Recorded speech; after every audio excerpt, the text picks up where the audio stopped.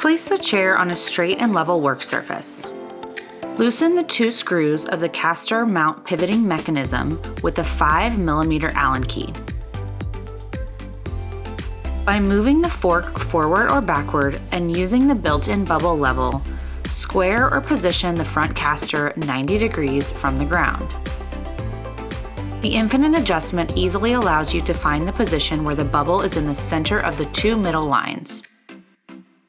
You will then tighten the 2 screws.